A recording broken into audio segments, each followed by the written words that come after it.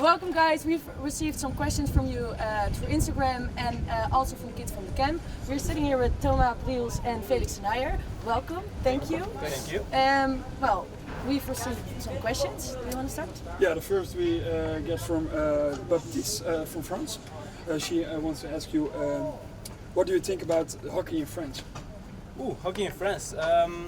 Yeah, I don't know a lot about the clubs in France. They got some good clubs in Paris, but I know the national team are training really hard.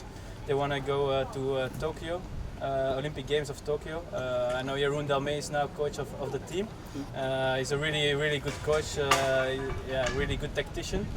We had him as well in the Belgium team, so he knows what he's doing, and I think they have a really nice team with talented players. So I think they have a good chance of making the Olympics if they have some, yeah. If they have a bit of luck with the qualifying rounds, because we don't know yet who is going to play against who to qualify for Tokyo. So I think the national team is really going really well.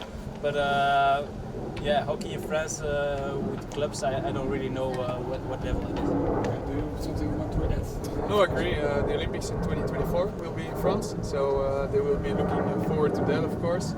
And nowadays we have a lot of French guys playing in Belgium to yeah, lift up their own level. And yeah, last game we played against them, I think, was for us to qualify for Rio was really tight. So yeah, they're coming for us, and they're on a good road. Okay, great. A question from Anna from the UK. What is your favorite country to play hockey in? Oh, that's difficult. It's always nice to play in front of your own crowd, obviously. We love, yeah, I'm a Dragons player, I love to play in front of Dragons. As a player from the Red Lions, it's always very nice to play in front of Belgium. But coming to the Netherlands is always special because hockey is so big here. And every time we play here, it's in front of big crowds who really love the game as well. A lot of hockey lovers, so that's always very nice as well. You? Yeah, for me a bit the same. I like Argentina as well. It's always also really a lot of people on the stands. And yeah, they're warm-blooded, so they always cheer really hard for their team. So yeah, it's a cool environment to play in. But of course, yeah, playing in Holland, important game in Holland. Yeah, we know that the Dutch are really hockey fans, and they love the game, they love the sport. Of course, it's the country where the most people play hockey. So yeah, to play, or one of the most, I think. And so I think to play, yeah, like a big final, like the European Cup last year in Holland against Holland. Yeah, it gives you just goosebumps being in the stand. So yeah, still, it stays one of my favorite spots to play hockey.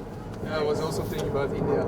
We were at the World Cup, and the fans were crazy there. They really they were also crazy about hockey. It's something different. The first time you play a big game in India, they always tell you that you will not hear each other on the pitch, and you're like, yeah, sure. But then the game starts, the guys do their first attack, and you hear the whole crowd start yelling, and it's always impressive as well. From Charlotte from Belgium, what is it like to be a world champion? Yeah, it's crazy. We worked really hard for it already. Yeah, more than 10 years. Some of the guys are playing in the team more than 10 years, and yeah, it was just a dream come true. And I still get goosebumps if we were announced. Yeah, the world champions are on the pitch, or yeah, this is him. He's a world champion. It still sounds a bit crazy, and it's still a bit weird that it's reality. But yeah, we worked hard for it, and it's pretty cool. We can the next 4 years we can be world champion, and where we go, we are world champion. They don't take that away from us, and it will be in history for forever. So that's something we're extremely proud of. Yeah, very special. And I think as well for Belgium, it was a special moment because we were the first team in an Olympic discipline to ever, in the history of Belgium, become world champion. So it kind of had even a bigger dimension in Belgium. So yeah, amazing. Cool. So we're now at Thomas Briels talent camp here in Amsterdam. We're now here for the third day. who's the that's from Matteo from Germany. Who's the funniest staff member in the camp? Of course, I need to say that is because he's next to me and he's head of social. Sorry. Thank you, Dolle. No, I think the staff is really great. We have an awesome time. I think they were doing a really good job and really energize the kids and always smiling most of the time. I like Wout as well, of course, because he's Belgium and he always was a kid in SportWays, and now it's the first time he's a staff at SportWays, and he brings in a lot of energy and I think the good vibe that SportWays wants to bring. So yeah, it's pretty fun to watch. The other kids growing up. So and I can't thank them enough for this week. Thank you. And, you're here for like a couple of hours. yeah, very nice, energized, and what I always like is to inspire the next generation. We always did that when we were little, like small training camps, doing a lot of tricks, a lot of hockey. It's just a very nice moment, and honestly, kids pick a lot of things up as well. So it's fun, but also they get better hockey players. Yeah. When did you start playing hockey? That is a question from Sophie, also at Germany. I was 4 or 5 years old, I think. All our family played hockey. We already went when we were babies. We went to the hockey pitch when my mother and my father played at Dragons, and then we just started when we could walk. We had little hockey sticks, and then when we were old enough to play, we went to play hockey, and never stopped for 26 years. so times goes fast. Nice. Yeah, same for me. 5 years, and I started at Dragons. And what's maybe interesting is that I've never left. So from all my life, for the moment, I played at Dragons, which is special. Yeah. Sophie from the Netherlands asked, what was your motivation to play on top level? Well, that's a difficult one. I think I'm personally passionate about sports in general. When I was a kid, I did all sports with the ball. I was into it, like golf, basketball, handball, football, so almost everything. And then at a certain moment, I got into the youth national teams, and then I had to decide because it became more professional. And then we were lucky that in 2007 we qualified for the Olympics, which was a bit of the miracle of Manchester. Those guys did, because I was still in my last year at school. And then for me it went pretty fast, because 6 months later I was at the Olympic Games together with those guys. And yeah, from there on it was a pretty impressive story. 10 years later we were world champion, but with a lot of ups and downs. Yeah, for me, just personally, I always wanted to be better, like be a better player and try to. I was not really satisfied with myself, so I knew I could do better, and I wanted to be the best hockey player I could be personally. Not the best of the world, but just I wanted to get everything out and try to get better every training game, every match, and so that motivated me to go to training, to go to gym, to try to do everything to reach the team, the national team, and then also try to have some kind of meaning in the team and make the difference my own way. Also for the club teams I played in, I try to always make a positive difference, and that's if you can achieve something with your team and you can help, you can have a little piece of that puzzle, that the team achieve something major, a big goal, then that gives me the motivation and the satisfaction of continuing to put in hard work. Cool, now you're world champion. And a friend from Croatia, what do you do before a match? Drink coffee. Yeah. Before an important match, we together in the same room, so we know each other's rituals pretty well. We put on some music, we put our legs up. Just a moment to relax, because then you can still think about things that don't pressure you too much, or you don't stress too much before you really get into your zone. I like that. And then I have a kind of a ritual just before the game where I eat a banana and a Red Bull, and that I take that moment to really get into it. Nice smoothie. Yeah. Banana Red Bull smoothie. Banana Red Bull. Nice smoothie. And before, when I was younger, I had really a lot of rituals. But the older you get, the more you think like, oh, now I just go out of the hotel with my shin guards, mouth guard, and I'm ready to play. Nice. So.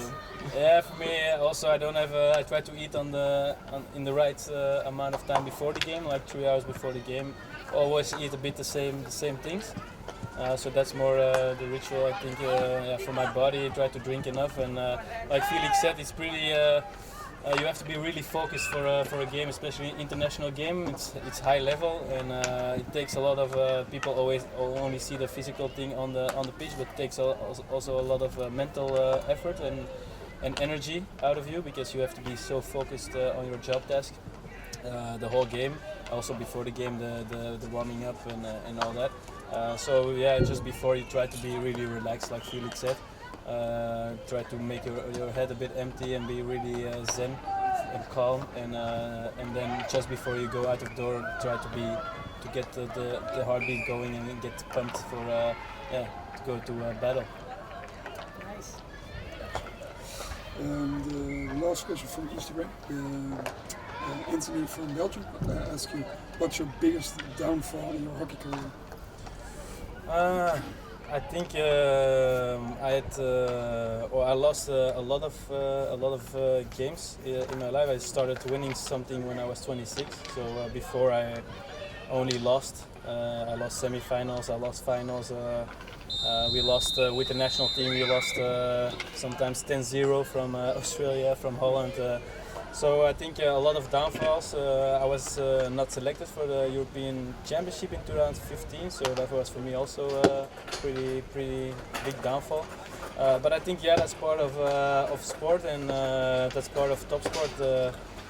You get a lot of downs, but that makes the high even more special, and then you enjoy the good moments even more. So if there was only good moments, it wouldn't be as fun, I think. And you? I would say the World Cup in Netherlands in 2014, because for me it was also a moment to reflect on myself, because I had health issues, because I studied, I worked, I did hockey at the highest level. I tried to do a bit too much, and then I broke down a bit, which puts a couple of things back in perspective. So if you want to win some things, details make the difference. Yeah. And if you can only win something if you're 100% fully invested. And that was for me something I had to learn. So that was a big moment, because from there on I think it was easier for me to choose for hockey for 100% in certain periods. And in the end, we were rewarded. Right. Now we're going over to the camp kids. And I also have a few questions for you. The first one was, what's needed to become a top hockey? I think it's a bit individual. I think, of course, you need discipline. You need to be, are willing to become better and put in the hard work, the training hours. And like Félix said, you have to be committed 100%. You can't do things half, especially not on the highest level. Of course, as a kid, if you're younger, I think you have to have fun and you have to have a social life and enjoy other things. But if you become older and you really want to be a top sport, an athlete, and play Olympic Games, then you have to make sacrifices, like Félix and I, we for 10 years we only have maybe 4 weeks holidays in a year, 2 weeks with Christmas and 2 weeks in the summer, and so yeah, we miss a lot of holidays, a lot of sometimes parties or birthdays from family members, marriage. We had some marriages last weekend, but we were both playing the Pro League. So yeah, you miss marriages from your best friends. So I think yeah, a bit you have to realize it's a lot of hard work and sacrifice, but in the end it makes yeah, if you reach then your goal. I think there's no better feeling than that, reaching the goal on the highest level, working so hard for something, and then yeah, I think you can't recreate it in any other aspect in life, and that's why yeah, you get a bit addicted to it, and that's why we're still playing side by side, I think, Yeah, after 10 true. years. Yeah, that's true. And you finish? Yeah, sometimes I say, I like to say, enjoy the ride between your goals. For me, that's very important because you always set your targets very high, but normally you set them too high because you try to reach them. So you will fail. But if you like what you do day in day out, then you will continue, and then hopefully in the end you will reach something very special, like the Nacho says, and yeah. For the rest of our lives, we will remember those moments where we achieved something together. And But also the moments, I think, yeah, when it didn't went well, like the really hard moments. That's of course everybody is gonna have hard moments, and but then yeah, you're together and you achieve them or you go through them together as well, and it creates I think a bond between yeah, teammates and friends that is yeah, pretty special. The next question is, what is your best and our most beautiful goal you've made so far? Best and most.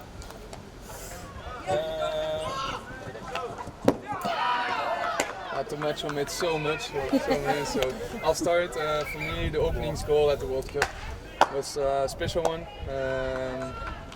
Yeah, it was after 3 minutes, and we scored on a pass from Arthur and Dore, which I also have a good connection with, and it was a special moment. So that's for me my best goal. I think one of my favorites is in the final, Belgium final, when I played for Dragons again. I had a backhand went straight in the little corner. I don't know how you call it in English. Yeah, I really roofed it, hit it perfectly, really hard, in a pretty important game and at a good moment. And I'm not really renowned for my backhand or forehand shots, so I was pretty shocked myself. So that's what I like to remember.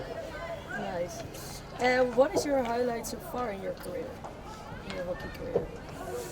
For me, it's the things we achieved with Oranje Zwart, and after really investing a lot of time with the big team, and then being champions. Yeah, 2 years in a row, and also European champions with the club was really a big achievement. And then going through being two-time Belgian champion with the Dragons, and then of course for the national team it's Olympic silver medal and World Championship. Kind of the same for me. It's, championships with the club's always special. The campaigns in Europe at the EHL were always very nice because we were always a bit of the underdogs. We were able to play better than maybe we were on paper. And then I think one of the best moments is on the Sugarloaf Mountain after the silver medal. We were with 6 guys on top drinking caipirinhas. It was one of the top moments of my career so far. Very nice. Who's your hardest competitor? Yourself. Yes.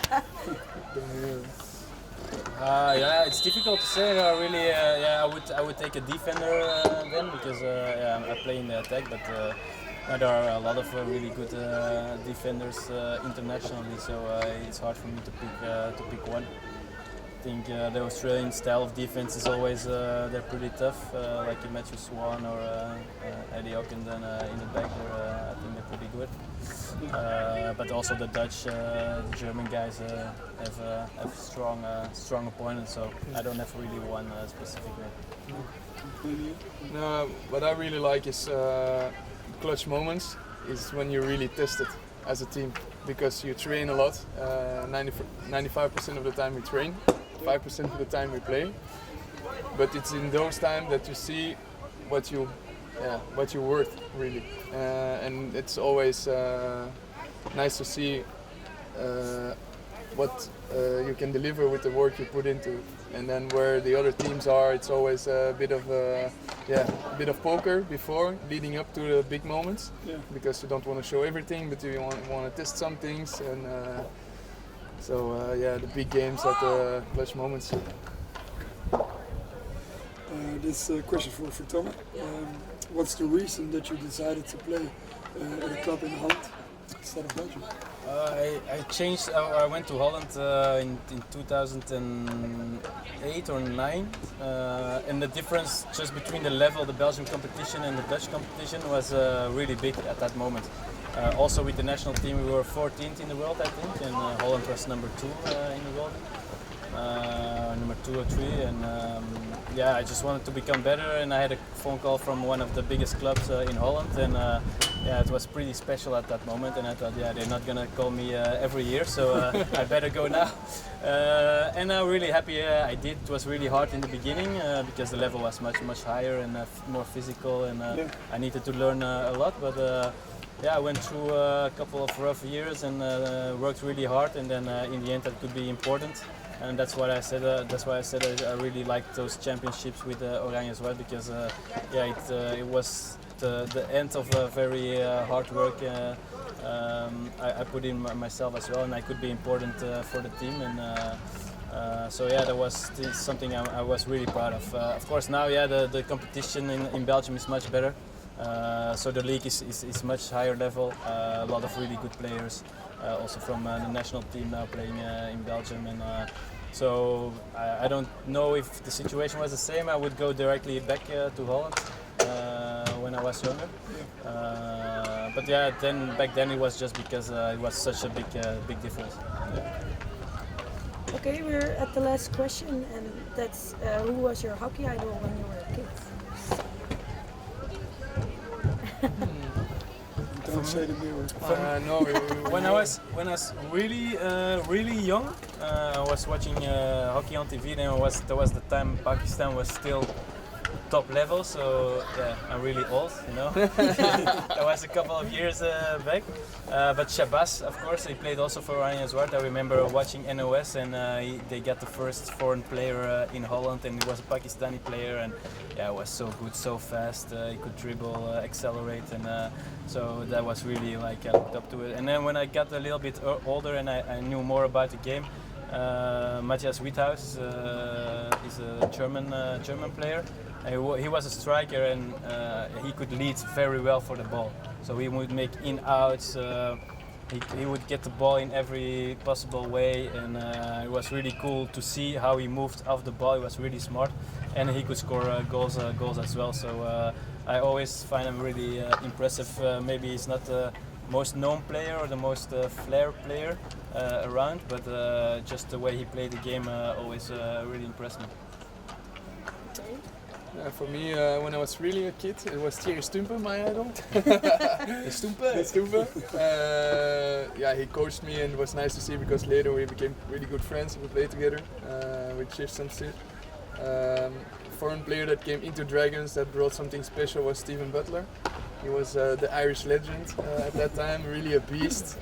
So those guys were the guys I looked up to at the club. And then I think what was really impressive is the career of Maurits Fürster, always having a really big impact on the game. Maurits Fürster. What's that? Maurits Fürster. Sorry for my pronunciation, but that's well pronounced. Pronunciation. It was an impressive career. So Cool. That was it.